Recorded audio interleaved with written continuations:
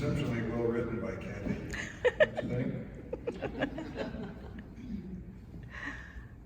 As she mentioned, I do this, or something similar to this, every Saturday morning on the radio from 10 o'clock until noon on WFHU, 91.5 if you're interested, and I play stuff from my collection. I brought a few artifacts of 1922. These were all records that were actually pressed and sold to the general public in 1922. One of the things that I thought about doing tonight was the culture of America, what was going on around us in 1922, and that would be stuff like music. And there wasn't much in the way of radio. We did have radio. We'll touch on that here in a little bit. And I guess if I just get started with the pictures. Go ahead, Robert. Start with picture number one. Last year, we, as Kathy mentioned, we spoke, Alice and or I, within the last couple of years. And one of the things that you all gave us for doing that is these little medallions. And we got one that's the fountain, and the other one was the theater. And I got to looking at that thing, and Kathy had sent me this clipping, and down at the bottom it shows that this building was built in 1922 and cost them $100,000. I'm interested in what my old records cost when they were new and what they would cost you today if you had to pay for them. So I keep an inflation calculator on my phone, and I checked that immediately and said, aha, this building in 1922 was $100,000. Today it would be $1.6 million. So it was a significant investment at that time. These records sold for 75 cents when they were new in 1925 or 1922. Would you like to guess how much that is today? It's about 38 bucks a piece. Now, you can imagine, today, if you paid $38 for a CD, you might get 60 minutes, 80 minutes, something like that. You got 3 minutes on one side. Change the needle, wind it again, turn it over, new needle, 3 more minutes, 38 bucks. Think about that for a minute. You'll figure out why there aren't as many of these. 1922 is a little bit of an economic slump year, and so there are some things that I was kind of expecting to find that I didn't, and we'll get to that too. Anyway, move on to next picture. Here's another shot of an ad that Kathy sent me. This has got a list of some of the movies that were being shown. I think this was like from the next year. This, I believe, is like 1923. The thing up there at the top is Robin Hood. That's one of the first movies that they did here. I think that may have been taken from an operetta written by Reginald de Koven, and that was very, very popular in the early 20th century. There are a lot of records floating around of things from de Koven. If you have ever been to a wedding and somebody sings, "Oh, promise me that someday you and I," that came from de Koven's Robin Hood. Well, let's move on to the next one. I started looking through different things that happened in 1921, and if you listen to my radio program, you'll find out that I like to do things in chronological order, so here we go again. First thing I found was an article from January 11th, 1921. Insulin is used for the first time to treat diabetes in humans. This is a set of physicians, scientists in Canada that worked on this, and there's a picture from the Toronto Daily that talks about that. Slide number 2, the next one. There's Betty White. We all remember Betty. She died just this last year. She was born January the 17th, 1922. And we have deaths that year too. I've only got a couple of these that I mentioned. This one got my eye because I sort of know about this guy. This is George Selden. George Selden was from Rochester, New York. That's where I'm from, but don't tell anybody. And he actually got a patent on an automobile. 1895, he figured out what the pieces were that you would have to have to build an automobile, and he actually got a patent on it. Well, Henry Ford managed to get that thrown out in court, partly because all of the successful automobiles that were being manufactured by 1903 or 5, whatever it was, whatever year that Ford took him to court, they were not using most of the things that Selden had patented. They were using stuff that Ford had patented, or people that worked with Ford. So that's how that got thrown out. But the patent that George Selden took out, he had a friend of his who was his bank teller, had him sign it as one of the witnesses. The bank teller was also from Rochester, New York, and his name was George Eastman. Yeah. He became famous for something else. George Selden is buried in Rochester, New York, in Mount Hope Cemetery, not very far from Frederick Douglass, and not very far from Susan B. Anthony. All three of them right in there close. As a kid, I visited those places a few times. To move on to the next one, I think you'll get a chuckle out of this. I found a newspaper heading, a newspaper headline that didn't copy very well, so I didn't bother with it. I'll read you the headline. The story about it said that a geological survey states that the United States will run out of oil within 20 years. Well, it didn't quite make that one. And let's move on to the next one. There's Ray Anthony. Does anybody remember a big hit tune from the middle 1940s, Opus 1, and maybe old Bing will give it a fling, and maybe Ray Anthony will rock it for me? Well, Ray Anthony was a trumpet player, played for Glenn Miller. He is, as I understand, the last living member of the Glenn Miller Band. He will be 100 years old this year. And I heard a rumor that he actually lives in Jackson. I don't know if that's true or not. I haven't been able to track that down, and honestly I haven't spent a lot of time on it, but a couple of years ago, I was told that. Rayburn played here. Rayburn, yeah, we know Rayburn, but I don't think that's a relation, but I really do not know the answer to that. So let's move on to the next picture. Oh, Ray Anthony was born in January of 1922. There was another one born in January of 1922. Does anybody recognize him? Kojak, Tony Savalas. And this next one is one that I like. There we are. The Eskimo Pie came out in 1922. Can't buy those anymore. You call them Ed's Pies. I haven't seen them since, so I don't know. Move on to the next one. Well, that's James Joyce there on the left, and that's the cover of the original printing of his famous book, Ulysses. I found a real interesting quote about that. I don't know, has anybody had to read that when you were in school? It's, here's what this one reviewer said. James Joyce's Ulysses may be more talked about than actually read. It occupies an intimidating position within the literary canon as a byword for experimental modernism. Joyce helped to forge its reputation, mischievously claiming, "I've put in so many enigmas and puzzles that it will keep the professors busy for centuries arguing over what I meant, and that's the only way of ensuring one's immortality." And with that, we move on to the next slide. I don't have a picture for this next item, but I should probably have looked a little harder to find one, but the Reader's Digest started in 1922. That is still going. My granddad had an original 1922 copy in his bookshelf when I was a kid, and I don't know what cousin might have got it or if it went to the garbage, but I remember the cover was green. About all I remember about that. But here is Sue Shelton White. She was one of the suffragettes of the day. Did we ever do a program on her, or was it part of the DAR thing? We did. You did one here? Yeah. I was thinking that we'd already done that.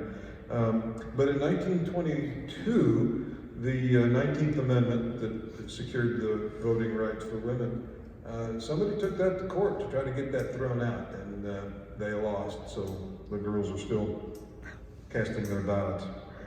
Who better to put up there than a local gal? Let's go to the next one. This represents the first national radio conferences convened in United States by the Commerce Secretary Herbert Hoover. So he wasn't always president, he worked his way up, and that became later what would become part of the FCC and that sort of stuff. But I thought it would be interesting to see what an original 1922 radio set looked like. A friend of mine offered to give me one and I turned him down. And Alice says, yes. But look at the price. That was high. $49.50. That 49, you want to take a guess? I've done the math. About 800? 500. Exactly, $828. Yeah. Yeah. You think a new computer is expensive today? It's all relative. Yeah. I have a record I wanted to play for you about that too. Robert, can you pull up? Oh, hold on a second. Let me get that playlist and I'll tell you which track. Need that? Yeah, that's the one I need. Pull up track number 10. You won't need this. You got the number. Red light? Hang on just a second. This is the only one of the old records that I think I'm going to play the whole thing for you, and I hope you can hear it. One of these days we'll get the new sound system all hooked up and we'll be able to pin you to the back wall with the music, but for right now we'll go with the handy boom box. This is a record, the title of which is Listenin' In on Ruby Norton. Ruby Norton was a vaudeville singer. She was popular in the United States and just about anywhere else that English was spoken. She started traveling around the world and ended up in all the English-speaking places. South Africa, India, wherever the crown was, she was there. She appears to have made one record, and it was this one. As you will hear, it is actually a parody, a send-up of what 1922 radio sounded like. I've had some radio friends tell me that guys that collect old radios and study old radio history, they tell me it is pretty accurate. And one of the things that you need to know before we play it is radio faded in and out in those days. Some of you may remember when FM radio was new, you had to periodically retune it because it would wander just a little bit, just enough to be off, and it wasn't quite as loud, or it would be a little distorted. AM radio was like that, and it moved around a lot. And some of those dials that are on the front of that thing were to help you you didn't tune with one dial, you tuned with 3 of them, and I don't know what they all did. So you got one station would play over another a lot, and that's what this thing is. Listening in on Ruby Norton. The two people that help her are Ernest Hare and Billy Jones. They were known as the Interwoven Pair on radio, and they were called that because the Interwoven Sock Company paid them to be the first singing commercial. And that didn't happen until 1923.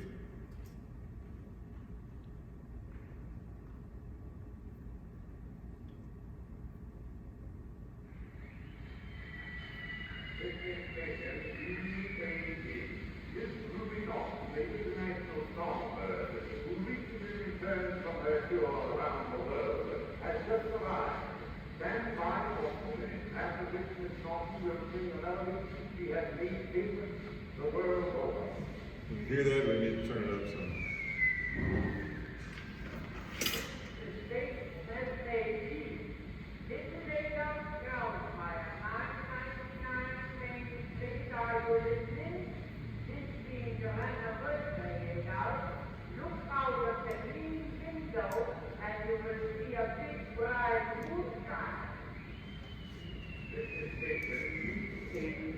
This Ruby Norton will now sing Dear Samir.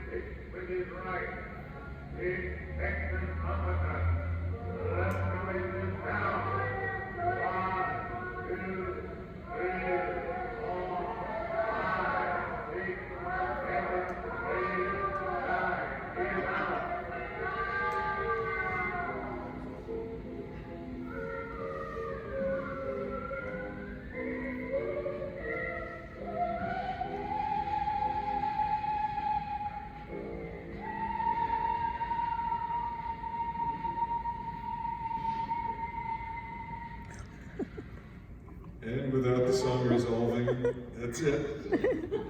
Imagine trying to listen to a classical singer or any singer and getting the fights and the stock market report and all that sort of stuff. And that's really the way it was. And I figure you probably haven't heard radio like that. Let's see, which picture am I on? Yeah, let's go on to the next one. Robert, if you would, cue that thing so that it will next play number 12. We'll get to that here in a little bit, but hit the advance button until you get to number 12. Everybody knows who that guy is. That's Babe Ruth. He signed a 3-year contract to the New York Yankees in March of 1922. Did anybody know where they played in 1922? They played at a place called the Polo Grounds in Manhattan. Now let's move on to the next one.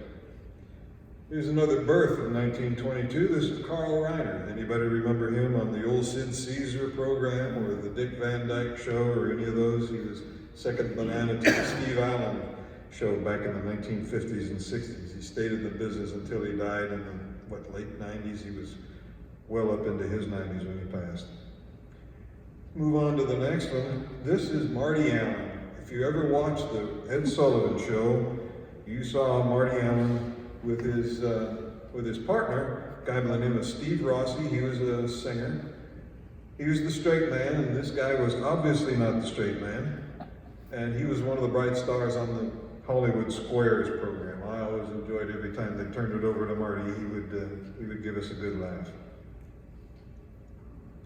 The next one is also someone born that year. Anybody remember her? Doris Keppelhofer from Cincinnati, Ohio. She was discovered by a band leader by the name of Barney Rapp, and he liked the way that she sang a pop tune of the day called Day After Day. He said, change her name to Doris Day because we can't put Keppelhofer on the marquee out front. That's exactly right. He owned a nightclub and he was a big band leader, made lots of records in the 20s, 30s, and 40s. And he was going to put her name outside right under his because he thought she was worth it and couldn't put Keppelhofer, so she became Doris Day. She was later picked up by the Bob Crosby Band. Didn't stay there long enough to even make any records, about 90 days, right between 2 record sessions that I've been able to track down. She just didn't make any records with them. And then she went to the Les Brown Band. Does anybody remember their big hit record? Sentimental Journey. That was Doris Day and Les Brown. Now let's move on to the next one. 1922 was the year that they discovered the Teapot Dome scandal. The upshot of this thing was that there was somebody in the federal government turned over a bunch of oil leases to his friends. He wasn't supposed to, but he did. Well, they got caught, and it took them 2 or 3 years to grind all that through the courts and get people convicted. The head guy finally got convicted, spent a few years in the can. So let's go on to the next one.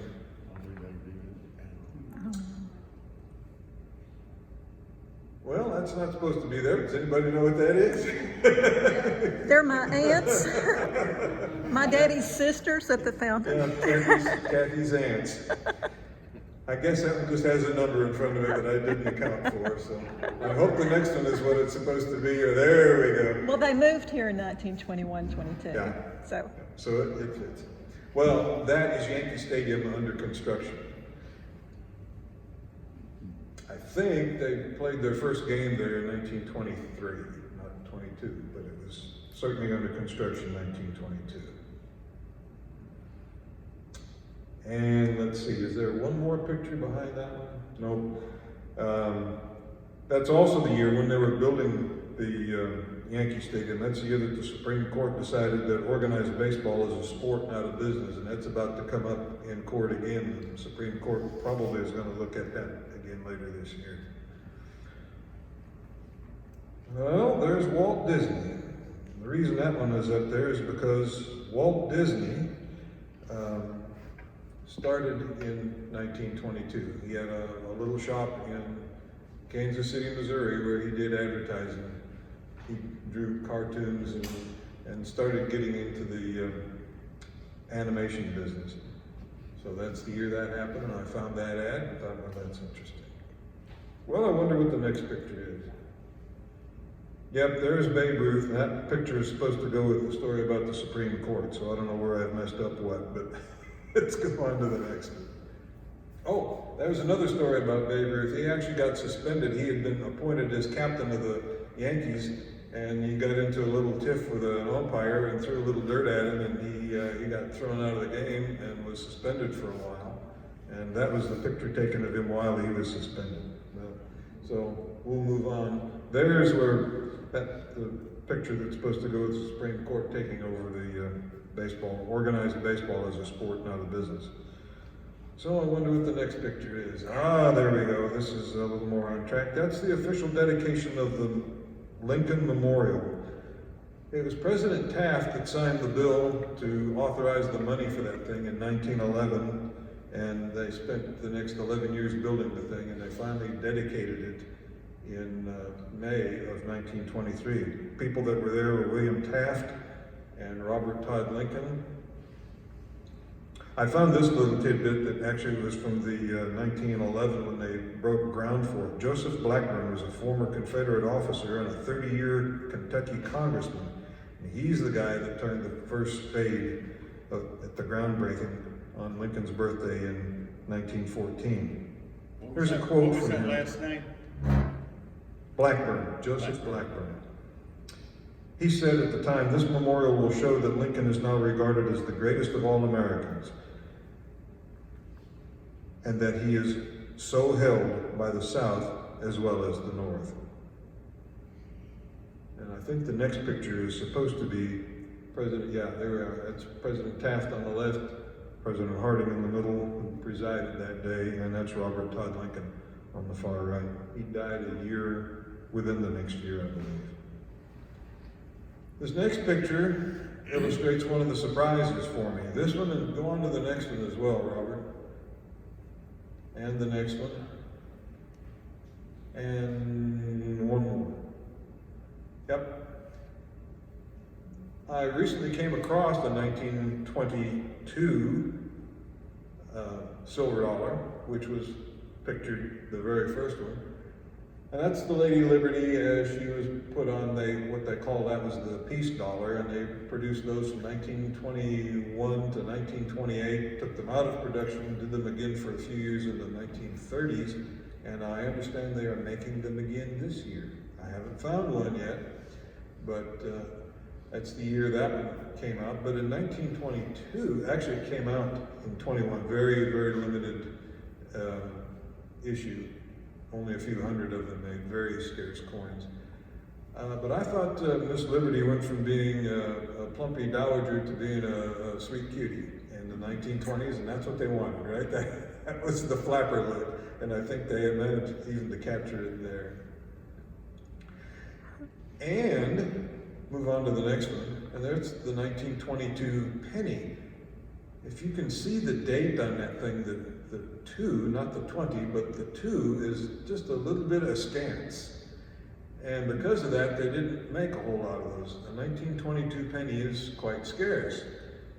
1922 silver dollar isn't nearly as scarce, but just try finding a dime or a nickel from 1922. They didn't make any. I never knew that, and I've been collecting coins like this, mostly the Lincoln head cents, since I was a little kid. I started doing that before I started with the records. And I never knew that there were no nickels or dimes made that year, or silver or half dollars. And the next picture is a birth that year. That's Frances Gum. Anybody remember her? She was in those movies about Andy Hardy, only she was going by the name Judy Garland at the time. That is a picture from a still from the movie The Harvey Girls, or publicity shot taken at that time. I remember that was one of my favorite movies as a kid growing up. I liked The Harvey Girls, wasn't so much on The Wizard of Oz. I don't know, I'm bent a little different than anybody else. And the next one is an interesting shot. That's President Harding addressing the nation on the radio for the first time. I love those big old microphones. You can see that thing is almost the size of one of these. These are 10 inches, and I believe those things were 8.5. So they were a pretty good sized microphone. And the next picture is Adolf Hitler. He got thrown in prison that year. We can move on to the next picture. This is the Hollywood Bowl. It was new that year. And I've always been intrigued by that lighting with the fountain, and that thing is sculpted in such a way that each one of those is a graduated cone from the inside, so it really is a bowl. They built that thing out there in a kind of a natural amphitheater, and they've been producing plays and musical programs out there in the dirt for years and years and years, and they said, wouldn't it be nice if we built something a little more structure-like, that we can protect the players from the rain and all that sort of stuff. So they finally did that in 1922. The next one is a death from that year. That's Alexander Graham Bell. He invented the telephone in 1876, and there he is making what the caption of the picture said was the first long-distance call. I don't know how far that was, but I don't think it was coast to coast. It seemed like it was from Washington to New York or something like that. Bell conferred with Thomas Edison about the microphone. He was having trouble making that work. And he went to Edison, who had been working on other sound pieces. In fact, they were working together on a repeating telegraph. And that is what gave Edison the idea for the phonograph. He heard that thing, the spring let go, and the thing was playing way too fast, and it sounded a little bit like human speech. And he said, I wonder if we could do that. And that's where he came up with the idea of recording sound onto tin foil by vibrating this diaphragm with a needle on it. Record collectors and historians are still scratching our heads. Why did Thomas Edison help him with the microphone for the telephone and not incorporate it into the phonograph? The phonograph is completely mechanical. We still don't understand that. It took Edison another 25, 50 years before he got around to using the microphone, and everybody else had that idea and perfected it before he ever tried it for the first time. I can show you some of those records, but that's 1925, and we're not even going to get there. That's 3 years too late. That brings me up to something that I was going to mention at the top of the program and forgot it. When I first looked at that picture of the mill, immediately my poor little brain put all that stuff into a context that none of you probably have. I said, well, obviously that is between World War I and World War II, but what other things is it between? Here's a few things that I found interesting. Warren Harding was still president. He died in 1923, and his vice president was Calvin Coolidge. Warren Harding, for many, many, many years, has been considered to be the worst president in history, but I understand that his standing has improved a lot within the last few years, and it doesn't matter which side of the field you're talking about. His vice president was Calvin Coolidge. He was already well known as being a stoic personality in behavior and demeanor. Now this thing predates 1922. This predates country music. There was no such thing as country music on the radio or records in the United States. Now it was being played on everybody's back porch, but there were no recordings made of it. And I just happened.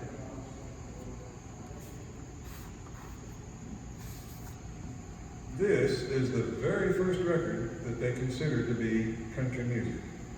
This is the little old cabin in the lane and the old Ken Hackle and the Roosters Going to Crow by Fiddlin' John Carson, recorded for the OK Record Company in June of 1923. So we beat Fiddlin' John.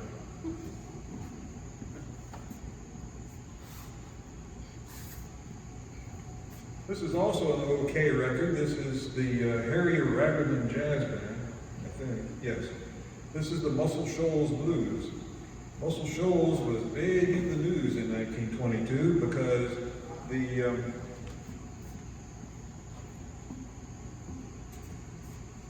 predecessor of TVA was Wilson Dam, built down there in Florence, Alabama. They started that during World War I, didn't complete it, and it was sitting there uncompleted. They were going to use it for making a lot of electricity to build munitions, fertilizer, that sort of stuff. And Ford said, since it's just sitting there, how about I make you a good offer and take it off your hands? And a lot of America thought that they should let him have it, and a lot of them said, not for the pennies he's offering, and they were probably both right. Unfortunately, they never came to an agreement on the dollars, and it sat there for several more years before TVA came along and finally finished that thing. But there was a great deal of land speculation that went on in Muscle Shoals in 1922, and it made it to the front pages of all the newspapers for about a year and a half. Quite an interesting story. I've already mentioned that 1922 came before electrical recording. They didn't start that until 1925. It predates Lindbergh. He didn't fly the Atlantic until 1927. The Charleston, that music that you heard coming in, that's all from 1922. Every one of those records, and some of them are up here. Charleston didn't come out until 1923. I suppose there's probably some documentation somewhere about when this theater was first wired for sound for the jazz singer in 1927, but that was 5 years down the road. And in 1922, when this was built, it probably had no public address system because they just didn't have that stuff. You saw that picture of the radio, and it had headphones. It had headphones because they had not developed a loudspeaker that was worth using it. That didn't come on for another 2 or 3 years. And that was more or less in conjunction with the coming of electrical recordings. The people at the Bell Telephone Laboratories actually came up with that stuff.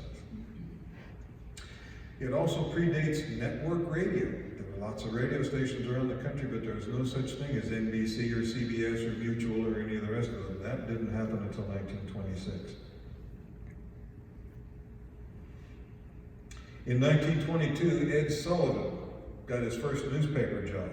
Remember Ed Sullivan on TV? Well, he was a newspaper reporter and columnist in the 30s and 40s, but 1922 he got his first job. Bing Crosby was a senior at Gonzaga High School. Glenn Miller was a freshman at the University of Colorado. And Frank Sinatra was 7 years old. What's our next picture, Robert? I don't have a clue where I am here. That was an interesting story. City of New York in September of 1922 I found a story that said that New York City required by law that all pool rooms shall change their name to billiard rooms. We got trouble right here in New York City. I kind of suspect that's where that came from. Next one is a picture. This young fellow was born in 1922. That's Tommy Edwards. You might remember him. He did a song called It's All in the Game, and that was taken from a melody written somewhat earlier by the guy who was the vice president the next year under Calvin Coolidge. His name was Charles Dawes. He wrote that melody and published it in 1911, but got turned into that song by Tommy Edwards in 1958. That picture of a young fellow wearing a nice looking bow tie. There you go, Tommy. What's the next picture? This is Howard Carter. Let's move on to the next one. And that is Lord Carnarvon. Did I pronunciate that correctly? Did anybody watch Downton Abbey? All right, we struck a chord. That is the lord of the joint that we're looking at on that picture. That's Highclere Castle. And the guy in the first picture was an Egyptologist. And he went over to Egypt and dug around King Tut's tomb. And Lord Carnarvon was his sponsor. He paid for all that good stuff. And 1922, in November of 1922, they cracked the door open and there it was. That takes us to the only other record. I'm going to play the whole thing for you. This is Billy Jones and Ernie Hare on the Innocent record, which looks just like this one. See how thick that is? King Tut was on all the pages, on the front pages of all the newspapers, and it made it to Tin Pan Alley, and people wrote songs about it. Billy Jones and Ernie Hare did an excellent job with this one, and I thought you ought to hear it tonight. It's 12, correct? That's supposed to be number 12. If it's not, we'll know in a moment.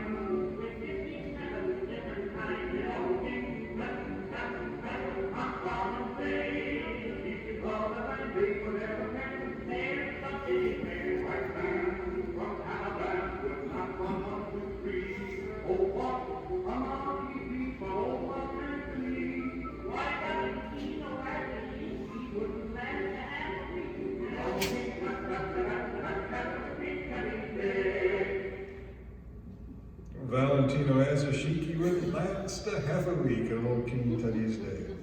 Couple more records. I think I'm done with slides. Advance it one more time and see what the next one is. Yeah, that's Highclere Castle. What's after that? Yeah, there's old King Tut on the original Edison record.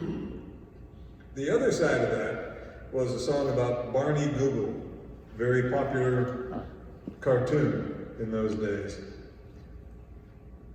Hit it one more time, Robert. There may be something. Nope, that takes us back to the beginning. A couple more records I want to play, just bits and pieces of, Robert. Let's go to number 4. New pop song when it came out. You'll probably recognize it. We'll play just the first minute or so.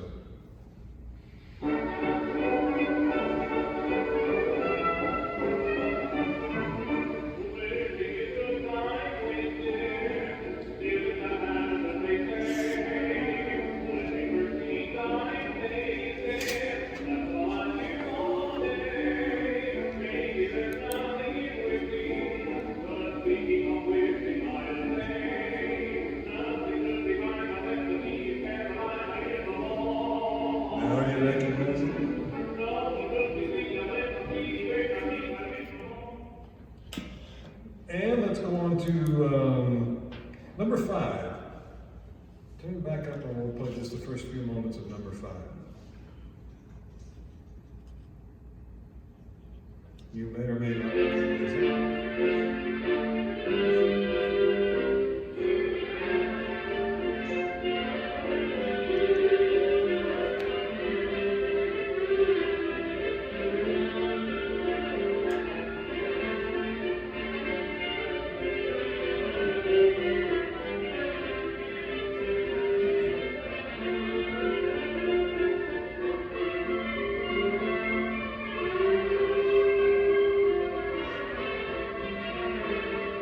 Got it now? Let's go on to the next one. Just go on to the next one. Let it play a few seconds of the next tune. Same tune, done by one of the birthday boys on our pictures.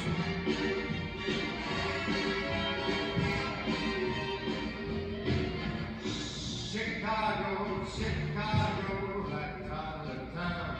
Chicago, written by Fred Fisher in 1922, sung by Frank Sinatra. Let's go down to number 9, play a few seconds of number 9.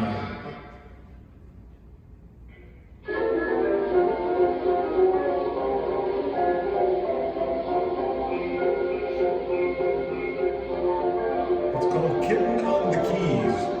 If you were a piano player in the 20s, you had to play this one, or you went home.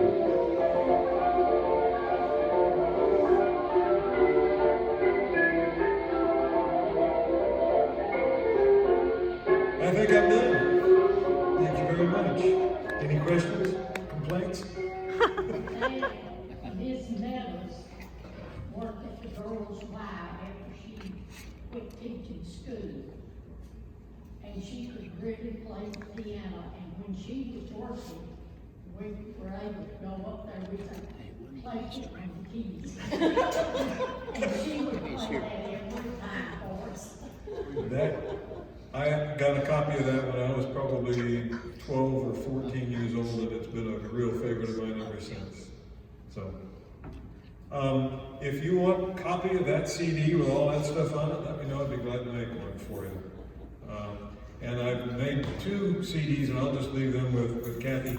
They're instrumental records of some of these old bands from back in the 1920s. You can play it for atmosphere in here if you want to. But you're welcome to come up and look at any of these as well. That's all right. No, these were all recorded on a wax disc. Yeah, and it was direct with a horn. They sang into the horn just like that picture. Remember? Yeah.